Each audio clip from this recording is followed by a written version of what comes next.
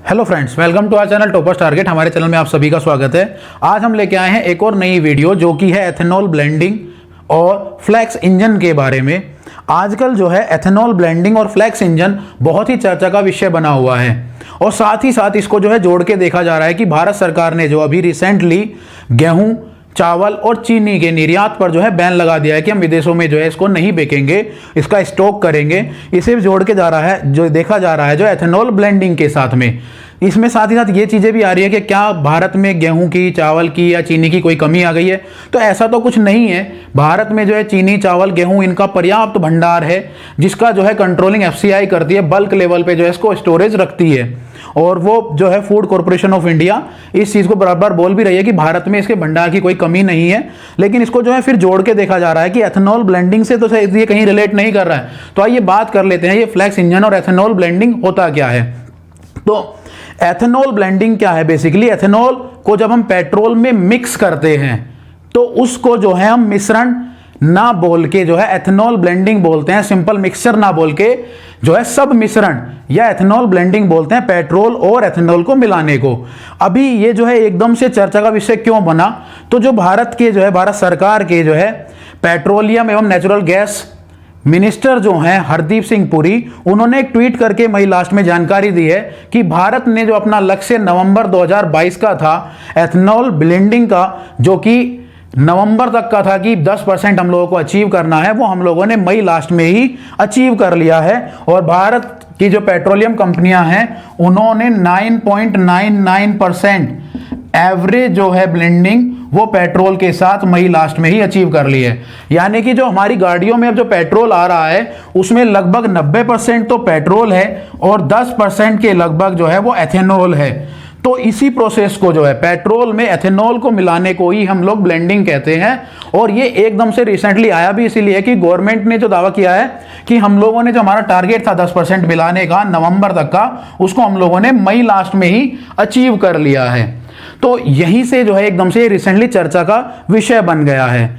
अब सबसे पहले हम लोग बात कर लेते हैं कि इससे क्या फायदा है, क्या नुकसान है और गेहूं, चावल, चीनी का जो है इन सब का लेना देना क्या होता है इससे एथेनॉल ब्लेंडिंग से। तो अगर हम लोग बात करें कि एथेनॉल बनता कैसे है, एथेनॉल जो बनता है बेसिकली वो गन्ने से, जौ, मक्का, चावल या गेहूं, इन सब का जब हम फर्मेंटेशन करते हैं जो है गेहूं का या फिर जो है गन्ना होता है उसका किण्वन इसको बोलते हैं, फर्मेंटेशन।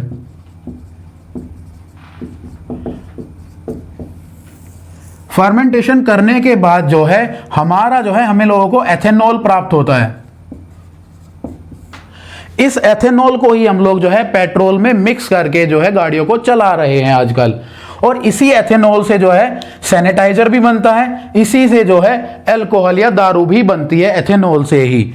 तो यही आजकल जो है रिसेंट टॉपिक बना हुआ है। शायद इसी की वजह से गन्ने को या चीनी को जो है हम लोगों ने स्टॉक किया है। ये काफी हद तक सही भी है। हमारे देश में जो है लगभग 26 से 27 मिलियन टन चीनी की जो है जरूरत पड़ती है पर ईयर, जबकि हमारे यहाँ जो उत्पादन होता है वो होता है 35 से लेके 36 मिलियन टन के आसपास। बाकी जो है हम लोगों ने स्टॉक कर ली है, जिससे कि बाकी जितना भी अगले आने वाले सीजन में जो हमारे यहाँ गन्ना उत्पन्न होगा उस गन्ने से जो है हम लोग एथेनॉल बना सकेंगे, जिससे कि चीनी हमारे यहाँ महंगी ना हो जाए। इसीलिए हम लोगों ने जो है चीनी के जो है निर्यात को रोक दिया है। और गेहूं, चावल, टूटे हुए चावलों से भी, साथ साथ पराली से या जो फूस वगैरह होता है, वुड वगैरह होती है, उससे भी एथेनॉल बना ली जाती है। तो उन सब चीजों का भी इससे फायदा होगा जो एनवायरमेंट के लिए भी काफी अच्छा होता है। तो पहली चीज तो यह है कि इस टाइम पे भारत में जो है कहीं पर भी चीनी, चावल या गेहूं की कोई कमी नहीं है। दूसरी चीज ये कि एथेनॉल या पेट्रोल ये मिक्स होकर काम कैसे करते हैं। तो जब हम बात करते हैं किसी भी गाड़ी को चलाने के लिए कि गाड़ी हमारी चलती कैसे है, तो हम लोगों को गाड़ी के इंजन को चलाने के लिए जो है हाइड्रोकार्बन की जरूरत पड़ती है। और उस हाइड्रोकार्बन को हम लोग क्या करते हैं, ऑक्सीजन की उपस्थिति में जलाते हैं, जिससे जो है हमारा पानी और कार्बन डाइऑक्साइड तो अलग हो जाता है और हम लोगों को एक हीट एनर्जी की फॉर्म में मिलती है। अगर हम एग्जांपल ले लें कि हम लोग CH4 को ऑक्सीजन की उपस्थिति में जलाते हैं तो इसमें क्या होता है, कार्बन डाइऑक्साइड CO2 और H2O तो अलग हो जाता है और जो है बाद में एक हीट एनर्जी की फॉर्म में हम लोगों को मिलती है, जिससे हमारा इंजन जो है स्टार्ट होता है या इंजन जो हमारा चलता है। अगर एक बात करें, कॉमन सी बात करें, हम लोग सर्दियों में अक्सर लकड़ियां जलाते हैं। जब लकड़ियों को जलाते हैं तो लकड़ियों को जलाने से क्या होता है, कुछ धुआं निकलता है, वो धुआं जो है ऊपर चला जाता है और कई बार जो है उसमें से पानी की बूंदें भी जो है छोटी छोटी सी, इसका मतलब लकड़ी गीली नहीं, वो जो एनवायरनमेंट में जो है वातावरण में जो हमारे कुछ नमी थी उसको लेके वो बूंदे बूंदे करके जो है नीचे गिरती रहती हैं या नीचे आ जाती है लकड़ी पे, नीचे की साइड पे, वो जो है बाहर निकल जाते हैं और हीट की फॉर्म में हम लोगों को एनर्जी मिलती है, जिससे हमारा जो है इंजन स्टार्ट होके जो है किसी भी गाड़ी का चलता है। तो इसी को जो है हम लोग, ये जो एनर्जी फॉर्म है हमारी CH4, मीथेन या मेथेन जो है या मेथिनॉल बोलते हैं, और जिसको जो कंप्रेस करके जब हम सिलेंडर्स में भर लेते हैं तो इसी को जो है हम लोग CNG, कंप्रेस नेचुरल गैस बोलते हैं, क्योंकि मेथेन जो है, मेथेनॉल जो है एक नेचुरल गैस होती है। अब अगर हम लोगों को एनर्जी की रिक्वायरमेंट ज़्यादा पड़ती है तो उसमें क्या करते हैं, हम ज़्यादा हाइड्रोकार्बन्स को ऑक्सीजन की उपस्थिति में जलाते हैं। अगर हम ज़्यादा अपने हाइड्रोकार्बन्स लेते हैं जिनको जो है हम लोग ऑक्सीजन की उपस्थिति में जलाते हैं, एक एग्जाम्पल ले लेते हैं। अब की बार C2H6 से लेके हम लोग जो है C4H10 तक को ऑक्सीजन की उपस्थिति में जलाते हैं, तो वही हमारा कार्बन डाइऑक्साइड प्लस जल H2O तो बाहर निकल जाता है और कुछ जो है हीट हमें जो है एनर्जी की फॉर्म में मिलती है, जिससे हमारा जो है इंजन चलता है, या जो हम लोग जो है रसोई गैस भी चलाते हैं ना, वही चीज है ये C2H6 यहाँ से लेके C2H6 से लेके C4H10 तक, जिसको हम लोग LPG के नाम से जानते हैं। अगर हम बात करें कि हमें नहीं कुछ और ज़्यादा पावर चाहिए, हम लोग जो है और ज़्यादा हाइड्रोकार्बन्स को जो है जलाना चाहते हैं, तो हम लोग क्या करते हैं कि ये C2H6 से लेके C4H10 की जगह पे हम लोग ले लेते हैं ये C5H12 से लेके C8H18 तक, इसको 8 कर देते हैं, इसको 18 कर देते हैं और इसको बोल देते हैं C5 और H12, इसको जलाते हैं हम लोग। तो इसमें क्या होता है कि हाइड्रोकार्बन्स बहुत ज़्यादा हो जाते हैं ऑक्सीजन की उपस्थिति में। जब इसको हम जलाते हैं तो हमें वही कार्बन डाइऑक्साइड और हाइड्रोजन तो मिलता ही है, साथ में जो हमें हीट भी एनर्जी की फॉर्म में मिलती है, जिससे हमारा इंजन चलता है। यही जो है हमारा अब की बार LPG की जगह पे हमारा पेट्रोलियम कहलाता है, पेट्रोल कहलाता है, जिससे हम लोग गाड़ियाँ चलाते हैं। अब इसमें मेनली होता क्या है कि पेट्रोलियम में हाइड्रोकार्बन्स या हाइड्रोजन और कार्बन बहुत ज़्यादा मात्रा में उपस्थित होते हैं। जब इसे हम गाड़ी के इंजन के अंदर जलाते हैं तो ये सारे के सारे हाइड्रोकार्बन्स उस पर्टिकुलर टाइम पे जल नहीं पाते, जिसकी वजह से पेट्रोल की जो गाड़ियां होती हैं वो बहुत ज़्यादा प्रदूषण करती हैं। अब गवर्नमेंट ने क्या किया कि हम इसी पेट्रोल में अगर एथेनॉल, जिसका फॉर्मूला जो होता है C2H5OH, इसमें कार्बन तो है ही, साथ ही साथ इसमें ऑक्सीजन भी होती है, जो पेट्रोल को जलाने के लिए या पेट्रोलियम में जो हाइड्रोकार्बन्स होते हैं उनको जलाने के लिए बहुत अच्छी होती है। और जो हाइड्रोकार्बन्स हमारा जो है कार्बन डाइऑक्साइड बनके प्रदूषण की फॉर्म में बाहर निकलते हैं, धुएं की फॉर्म में, उसको भी कम कर देती है। तो ये एथेनॉल हम लोग जो है पेट्रोल में मिलाते हैं, जिससे जो है एफिशिएंसी भी बढ़ती है, साथ साथ पेट्रोलियम का जो है बर्डन भी घट जाता है। अगर हम बात करें टोटल इंडिया की, तो इंडिया में लगभग 2 करोड़ वाहन एक साल में सड़कों पर नए आ जाते हैं, और हम लोग जो है 120 बिलियन डॉलर जो है खर्च करते हैं अपनी विदेशी मुद्रा भंडार का बाहर से क्रूड ऑयल, कच्चे तेल को मंगाने के लिए, जो कि हम लोग विदेशों से मंगाते हैं, जो गल्फ कंट्रीज से अक्सर जो हम लोग मंगाते हैं। लगभग 80% है हमारे पेट्रोलियम का जो हम लोग बाहर से मंगाते हैं, और 15 से 20% ही भारत में जो है पेट्रोलियम पदार्थ अवेलेबल है, हमारा अपना जो है हम उसको यूज करते हैं। तो अगर हम उस पेट्रोल में जो हम लोग 80% मंगा रहे हैं, जिसमें से लगभग 60 खरब रुपए का पेट्रोल जो बैठता है हर साल हम यूज कर रहे हैं, उसमें हम लोग 10% भी कम कर देते हैं, तो 60 खरब का हम लोग बोल दें अगर मोटा मोटा सा भी, तो 6 खरब रुपए हम लोग इससे बचा लेंगे अगर हम 10% भी मिलाते हैं। इसी टारगेट को जो है गवर्नमेंट लेके चली थी सन 2014 में, जिस टाइम पे जो है 1.5% एथेनॉल को पेट्रोल में मिलाया गया था। फिर 2018 में जो है नई जो है बायोगैस फ्यूल पॉलिसी आई थी 2018 में, जिसको हम लोग नेचुरल बायोगैस पॉलिसी के नाम से भी जानते हैं, या नेशनल बायोगैस पॉलिसी के नाम से भी जानते हैं, जो 2018 में आई थी। उसमें इसको 5% से लेके 2022 के नवंबर में बेसिकली 10% मिक्सिंग एथेनॉल की पेट्रोल में, और इसी टारगेट को जो है 2025 तक 20% तक करना है। ये हमारी गवर्नमेंट ने लक्ष्य रखा हुआ है। तो जिस दिन जो है 20% एथेनॉल पेट्रोल में मिक्स हो जाएगा, अभी तक हम पर ईयर क्या हो रहा था कि लगभग 6 खरब रुपए, तो यही डबल हो जाएगा लगभग 12 खरब रुपए। जीरो आप लोग लगा लीजिए, खरब में कितनी जीरो आती है, कितना पैसा हम लोगों का बचेगा। तो जो है बचा सकेंगे हर साल अपने देश में विदेशी मुद्रा भंडार का। साथ ही साथ जब हम लोग एथेनॉल बनाएंगे, फर्मेंटेशन करेंगे गन्ने का, गेहूं से, चावल से, तो किसानों को भी डायरेक्ट मदद पहुंचेगी, उनका गन्ना खरीदा जाएगा, उसके भाव अच्छे लगेंगे, उनको पैसा अच्छा दिया जाएगा।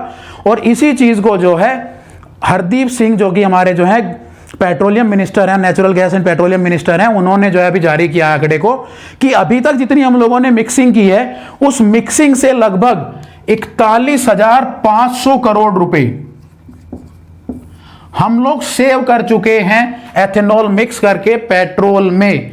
और इससे जो है हम लोग 27 लाख मैट्रिक टन